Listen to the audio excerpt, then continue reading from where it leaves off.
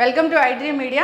మనం తీసుకునే ఆహార పదార్థాల్లో ప్రతిరోజు కల్తీ జరుగుతూనే ఉంది. అవి తీసుకుంటూ ఉన్నాము, అనారోగ్యాల బారిన పడుతూనే ఉన్నాం. అయితే ఇంట్లోనే టెస్ట్ చేసుకోవచ్చు ఆహార పదార్థాల్లో కల్తీ ఎలా జరిగిందని.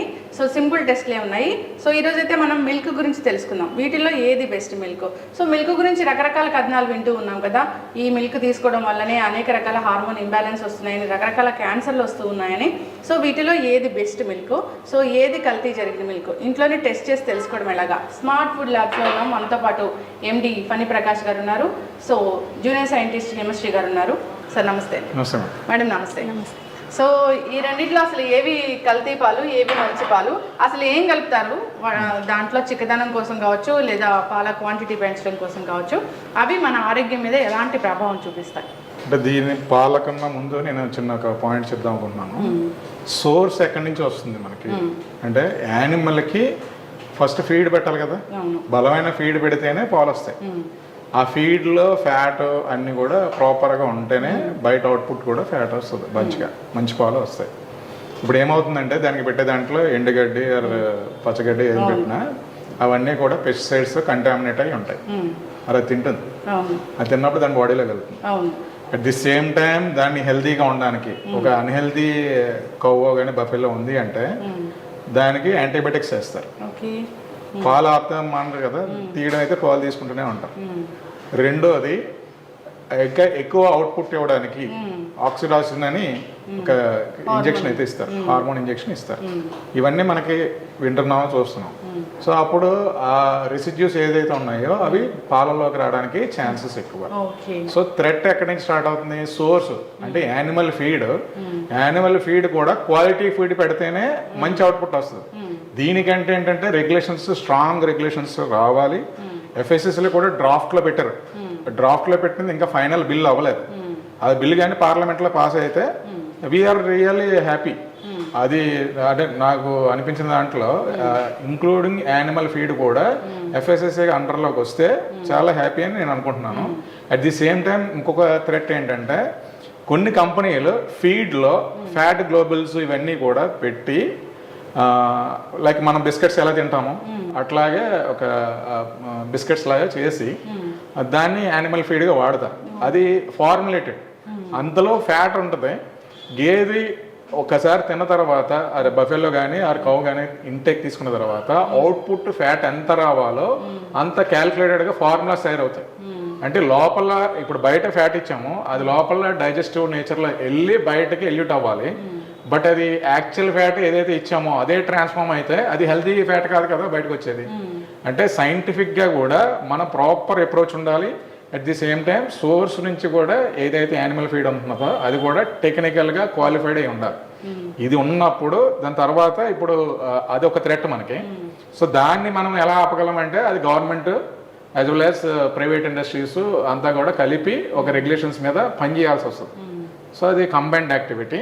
ఇట్ ది సేమ్ టైం ఇప్పుడు ఫుడ్ మిల్క్ అడల్టరేషన్లోకి వచ్చామంటే మల్టిపుల్ అడల్టరేషన్ ఛాన్సెస్ ఉన్నాయి. సో ఫర్ ఎగ్జాంపుల్ అదే దాంట్లో యూరియా కూడా వేస్తుంది. ఇప్పుడు పంట పొలాల్లో యూరియా వేస్తారు. యూరియా దీంట్లో కూడా ఉంటుంది, బట్ దానికి లిమిట్ ఉంది. అంత దీని లిమిట్ దాటి ఉంటే యూరియా టెస్ట్ చేస్తాం. అట్ ది సేమ్ టైం దీన్ని అడల్టరేషన్లో యూరియా ఉంది అంటే అది ఎలాగా సార్? అంటే ఇప్పుడు మీరు యానిమల్ ఫీడ్ ఉంది కదా, animal feed that's what I'm telling. అంటే యూరియా ఎక్కడి నుంచి వచ్చింది అంటారు. ఇవన్నీ ఏంటంటే అది ఫీడ్ ద్వారా కానీ అది ఇంటేక్ తీసుకుంటే అది మళ్ళీ మిల్క్లోకి ట్రాన్స్ఫార్మ్ అవుతుంది. అదేమీ బయటదేమి ఉండదు కదా. ఇప్పుడు బాడీలో దానికి కూడా రెసిడ్యూస్లో వండుకోకూడదు కదా, అది మిల్క్లోకి వస్తుంది. ఆ మిల్క్ మనం తాగుతాం. సో ఇది ఒక ప్రాబ్లము. లేదా మనకి ఇంటికి వచ్చే లోపలనే ఫర్ ఎగ్జాంపుల్ వాటర్ కలిపేయడం. వాటర్ కలిపేస్తే అది ఎంత, ఇప్పుడు ఫర్ ఎగ్జాంపుల్ లీటర్ 30 రూపీస్ ఉందనుకోండి, ఇంకొకరు 25 రూపీస్కి ఇస్తున్నారంటే దాంట్లో ఏదో మీనింగ్ ఉంటుంది కదా. సో అది ఒక ప్రాబ్లం. ఏంటి, లూజ్ ప్యాకెట్స్ ఇచ్చినప్పుడు, లూజ్ మిల్క్ అది ఇంటికి సప్లై చేసినప్పుడు అదే సప్లై చైన్లో మనకి డిఫరెంట్ వెరైటీస్ ఉన్నాయి. హోమోజనైజ్డ్ మిల్క్ అని, ప్యాస్చరైజ్డ్ మిల్క్, హోమోజనైజ్డ్ మిల్క్స్, ఇవన్నీ డిఫరెంట్ ఉంటాయి. ఇవన్నీ కూడా డిస్ట్రిబ్యూషన్ ఎలా చేశారంటే percentage of the fat 6.5% buffalo milk అని ఇప్పుడు మార్కెట్లో చూస్తున్నాం కదా, వెరీ డిమాండెడ్. బట్ అన్ని బఫెలోస్ ఆర్ అవైలబుల్ లేదా అన్నది ఇంకా క్వశ్చన్ మార్కే. లేనప్పుడు ఎలా ఈ ప్రొడక్షన్ జరుగుతుంది అన్నది still it is a question. కానీ థిక్ మీగడ వచ్చింది అదంతా చూపిస్తారు. ఇప్పుడు అదేం చేస్తారు, ఎప్పుడైనా ఇండస్ట్రీలో ఏమవుతుంది, కలెక్టింగ్ ఫ్రమ్ ద విలేజెస్లో ఫార్మర్స్ నుంచి కలెక్ట్ చేసి కలెక్ట్ చేసింది చిల్లింగ్ సెంటర్కి వస్తుంది. చిల్లింగ్ సెంటర్ నుంచి with in the span of 4 అవర్స్లో మ్యానుఫ్యాక్చరింగ్ ఫెసిలిటీకి వచ్చేయాలి. మ్యానుఫ్యాక్చరింగ్ ఫెసిలిటీలో మినిమం దానికి కావాల్సిన SNF టెస్టింగ్స్ అవన్నీ చేసి క్వాలిఫైడ్ మిల్క్ని లోపల చిల్లింగ్ సైలోకి ట్రాన్స్ఫర్ చేస్తారు. ఇమ్మీడియట్గా దాన్ని ప్యాస్చరైజేషన్ చేసుకుంటారు. ఎప్పుడైతే ప్యాస్చరైజేషన్ అయిందో మైక్రోబియల్ గ్రోత్ని కిల్ చేస్తుంది కాబట్టి అక్కడ మీకు చిల్లింగ్ కండిషన్లోనే మీకు ప్యాకింగ్ కూడా అయిపోతుంది. సో అక్కడ మైక్రోబియల్ గ్రోత్ రెసిస్ట్ చేస్తుంది కాబట్టి ఈ 48 అవర్స్ షెల్ఫ్ లైఫ్తో మనకి అది ట్రాన్స్పోర్ట్ అవుతుంది. మనం ఇక్కడ ఇంటికి వచ్చాక కాచుకుంటున్నాము. ఇక్కడ 6.5% ఫ్యాట్ అయినా ఏదైనా సరే ఈ ఎక్స్టర్నల్గా యాడ్ చేసి మళ్ళీ హోమోజనైజ్ చేస్తారు. ఏది డైరెక్ట్గా బఫెలో మిల్క్ యాసెచ్గా రాదు. ఇప్పుడు అది collecting from the different buffaloes లేదా కలెక్టింగ్ ఫ్రమ్ డిఫరెంట్ కౌస్ అది కూడా అవ్వచ్చు, లేకపోతే మిక్స్డ్ మిల్క్ అయ్యి ఉండొచ్చు. We don't know. అది డిపెండ్స్ అపాన్ ఆ కేటగిరీని బట్టి 6.5 ఆర్ 5 ఇట్లా డిఫరెంట్ నేమ్స్తో మెన్షన్ చేస్తారు. ఒకప్పుడు పాలు కల్తీ జరిగిందంటే ఓన్లీ వాటర్ కలిపే వాళ్ళు పలచగా ఉండేవి. సో ఇది పలచగా ఉంది, ఇది మంచి పాలు కావాలని అనుకునే వాళ్ళం. కానీ ఇప్పుడు పాలు తాగితే హార్మోన్ ఇంబ్యాలెన్స్ వస్తుంది. సో చిన్నపిల్లలే తక్కువ వయసులోనే ఆడపిల్లలు ప్యూబర్టీకి వెళ్తున్నారని తెలుస్తుంది. ఇవన్నీ రకరకాల క్యాన్సర్. ఎందుకంటే one thing is antibiotics is coming from the milk అన్నది మనకు ఒక క్లారిటీ ఉంది. సో రెండోది వచ్చేసరికి మీరు ఎప్పుడైనా పిల్లల్ని హాస్పిటల్కి తీసుకెళ్లారనుకోండి, ఫీవర్ వస్తే 1 వీక్లో తగ్గిపోద్దని డాక్టర్ చెప్తాడు. But you will not satisfy till he's not writing antibiotic. ఆయన మంచి డాక్టర్ కాదంటాం మనం. ఇది ఎక్కడైతే మన క్యూరియాసిటీ ఉందో ఏదైనా సరే త్వరగా అయిపోవాలన్న కోరిక మన కొంపముస్తుంది. సో అందులో ఇది ఒక భాగము. ఇప్పుడు నేను చూసేది ఏంటంటే ప్రతిదీ ఇంట్లో ఈజీగా ఎలా చేసుకుంటారు. ఈ యూరియా వాటర్ కలపడంతో పాటు ఇప్పుడు మేము చూపించేది ఏంటంటే స్టార్చ్ కలుపుతారు. స్టార్చ్ ఎందుకు కలుపుతారంటే థిక్నింగ్ ఏజెంట్. ఇప్పుడు వాటర్ కలిపాను కానీ మీకు చిక్కగా కనబడాలి. చిక్కగా కనబడాలంటే నేను స్టార్చ్ కలిపితే నాకు రేట్ తగ్గుతుంది, మీకు చూడడానికి చిక్కగా కనబడుతుంది. ఇప్పుడు అలాంటి స్టార్చ్ కలిపిన మిల్క్ కానీ ఒకవేళ మీ ఇంటికి వస్తే మనం చేసుకున్నది సింపుల్ టెస్ట్. ఇక్కడ అన్నం అన్నీ కూడా ఈజీగా అవైలబుల్ మార్కెట్లో. ఒకటే ఈ టింక్చర్ బయట మనము ఐడినది మెడికల్ షాప్ నుంచి కొని తెచ్చింది. ఇవన్నీ అవైలబుల్ ఇక్కడ. ఇప్పుడు హిమశ్రీ చేసి చూపిస్తుంది ఏది మంచి మిల్క్ ఏది చెడ్డ మిల్క్. ఒకసారి దాంట్లో ఉన్న కలర్ వేరియేషన్ వచ్చిన దాని తర్వాత ఎక్స్ప్లెయిన్ చేస్తాం. First of all iodine solution ఇది ఒక 2 ml వరకు ఇందులో మిల్క్లో యాడ్ చేసుకోవాలి. 1 గ్లాస్ మిల్క్లో.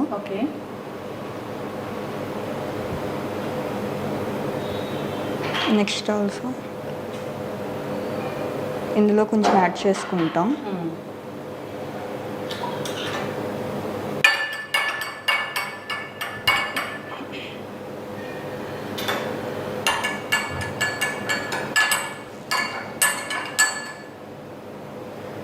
ఇది కలర్ చేంజ్ అవ్వడం అంటే మనకు అయోడిన్ సొల్యూషన్లో కనిపిస్తుంది. అయోడిన్ సొల్యూషన్ ఒకటే ఉంది, బట్ ఇది చూస్తే కలర్ చేంజ్ అయింది. సో ఇందులో స్టార్చ్ ఉంది కాబట్టి అది బ్లూ కలర్ వచ్చింది. నార్మల్ మిల్క్ అయితే నార్మల్ మిల్క్ అందులో రాదు. అందులో స్టార్చ్ లేనట్టు ఇందులో స్టార్చ్ ఉన్నట్టు. ఇది ఇండికేషన్. ఇలాంటి స్టార్చ్లు కలిపి అసలు ఎవరికి ఎలాంటి మెసేజ్ ఇద్దామని అర్థం కావట్లేదు సార్. నిజంగా థిక్ మిల్క్ కోసం ఇంత చేస్తున్నారు. ఎన్ని రకాల అనారోగ్య సమస్యలు వస్తూ ఉన్నాయో. సో ఈ కలర్ చూస్తే నిజంగా భయంకరంగా ఉంది. ఇంకా వైట్ వేరియేషన్ వచ్చేసింది కదా. ఎస్, ఇంట్లోనే సింపుల్ టెస్ట్ ద్వారా తెలుసుకోవచ్చు. సో బయట దొరికే లూజ్ దొరికే మిల్క్ కన్నా ఈ ప్యాకెట్ మిల్కే మంచివేమో అనిపిస్తుంది ఇప్పుడు ఇది చూస్తే. అంటే అక్కడ అట్లీస్ట్ ఒక సిస్టమ్ ఉంటుంది. సిస్టంలో ఏంటంటే ప్యాకేజ్డ్ ఫుడ్కి ఏమవుతుందంటే ఎక్కడ అడల్ట్రేషన్ ఛాన్సెస్ సప్లై చైన్ మేనేజ్మెంట్లో ఉండడానికి ఛాన్సెస్ ఉండదు. అట్లీస్ట్ మంచి కంపెనీస్లో ఏంటంటే IS 422 అంటే food safety management system practices ఇవన్నీ కూడా బ్యాక్వర్డ్ ఇంటిగ్రేషన్తో సహా వాళ్ళు ఫాలో అవుతూ ఉంటారు. సో ఇది కంటిన్యూస్ అప్రోచ్. అంటే బ్రాండ్ వాల్యూ ఎవరు కూడా పోగొట్టుకోవారు. సో ఆ బ్రాండ్ వాల్యూ నిలబెట్టుకోవడానికి they wanted to give a quality product. Even though రూపాయి కావాలంటే పెంచుతారు తప్ప తగ్గించుకోరు. సో లాస్ అవుతున్నారు అనుకోండి. ఫర్ ఎగ్జాంపుల్ నిజంగానే వాళ్ళకి మీరు కంటిన్యూస్గా ఈ మధ్య చూస్తే ప్రతి మిల్క్ 1 రూపీ చొప్పున పెరుగుతూనే వస్తున్నాయి. But public also not fighting with him. ఎందుకంటే అది ఆ బ్రాండ్ ఆ క్వాలిటీ ఇస్తుందనే కాన్ఫిడెన్స్ ఉంది కాబట్టి you're paying for that. But ఎక్కడైతే మీకు లూజ్ ప్యాకెట్స్ కానీ ఈ థ్రెట్ ఎవరికి ఉంటుందంటే హోటల్స్కి వేసేటప్పుడు అక్కడ పాల ప్యాకెట్లు కొంటాడా లేదా ఎక్కడి నుంచి తెచ్చుకుంటారా అన్నది డౌట్. ఇప్పుడు టీ స్టాల్స్లో ఎలాంటివి వస్తుందో డౌట్. సో ఇక్కడ అక్కడ ఇచ్చే కేటగిరీ ఆఫ్ ద మ్యానుఫ్యాక్చరింగ్ యూనిట్స్లో కూడా అడల్టరేషన్ చేసే కంపెనీలు కొన్ని ఉంటాయి, కొన్ని ఉండవు. సో ఇక్కడ ప్యాకెట్లు అమ్ముతారు, దాని మీద పేరు ఊరు ఉండదు. మరి అవన్నీ కూడా థ్రెట్టే కదా. అంటే they don't want to tell about they name to the public. So ఇవన్నీ కూడా అందరూ చెడ్డవాళ్ళని మనము ఇందులో కొంతమంది చేయడం వల్ల ఆ సమూహంలో మనం కూడా ఒక భాగస్థలమే కాబట్టి డెఫినెట్గా పబ్లిక్ హెల్త్ మీద ఇంపాక్ట్ చూపించినప్పుడు మనం రియాక్ట్ అవ్వాల్సిందే. ఖచ్చితంగా సార్. సో ఇలాంటి స్టార్చ్ కలిపారు, ఈ పాలు మనం రోజు తీసుకుంటున్నాము, ఎలాంటి అనారోగ్య సమస్యలు వస్తాయి? స్టార్చ్ ఉందనుకోండి, ఫర్ ఎగ్జాంపుల్ స్టార్చ్ కలిపాడు, మోర్ స్టార్చ్ మనకేంటంటే డైజెస్టబుల్ కెపాసిటీ ఉంటుంది కాబట్టి డైజెస్ట్ అయిపోతుంది కాబట్టి మీకు ఇంపాక్ట్ తెలియదు. బట్ యూఆర్ పేయింగ్ మోర్ అంటే సబ్స్టాండర్డ్ అంటే క్వాలిటీ ఒక 3% ఫ్యాట్ అయితే ఉండాలి మేడం. స్టార్చ్ కలిపి తిక్కగా వచ్చేసింది, బట్ అందులో ఉన్నది 1% ఫ్యాటే ఉంది. But you're losing your amount. నేను మిమ్మల్ని చీట్ చేస్తున్నాను ఇలా చేయడం వల్ల. సో స్టార్చ్ ఇంటేక్ తీసుకుంటారు, బట్ ఇట్స్ నాట్. అప్పుడు మీకు ఏమవుతుందంటే మామూలుగా ఏంటంటే ఆ మిల్క్ తాగితే మీకు ఆకలేస్తుంది త్వరగా, ఇది తాగితే ఇంక మీకు ఆకలి అవుతుంది. అదే డిఫరెన్షియేషన్. ఓకే, అంతే కదా సార్. ఆ స్టార్చ్ ఎక్కడి నుంచి వస్తుంది, ఎలాంటి కాంపౌండ్స్ అనేవి ఉంటాయి దాంట్లో అనేది కూడా మన హెల్త్ మీద. ఆ స్టార్చ్ మంచి క్వాలిటీ కాకపోతే బ్లోటింగ్ ఇష్యూస్ వస్తాయి. అవును. పాలు తాగాము మనకి ఎందుకు ఆకలి వేయట్లేదు, పాలు తాగాము మనకు బలం రావట్లేదు, ఇలాంటి వింటూ ఉంటే సో ఇలాంటి సబ్స్టాండర్డ్ చేసి అడల్టర్ చేసినప్పుడు ఇట్స్ ఎ బిగ్ క్రైమ్. ఖచ్చితంగా సార్. ఇలాంటివి జరగకుండా ఉండాలని కోరుకున్నాం. సో నిజంగానే పాలు ఎక్కడి నుంచైనా తీసుకున్నప్పుడు ఒక 2-3 రోజులకు ఒకసారి ఇలాంటి టెస్ట్ ఇంట్లోనే చేసుకోవచ్చు కాబట్టి టెస్ట్ చేసి దాన్ని కంటిన్యూ చేయాలా లేదా అని ఆలోచించాలని కోరుకున్నాం. చాలా చక్కటి ఇన్ఫర్మేషన్ అండి, ధన్యవాదాలు. Thank you.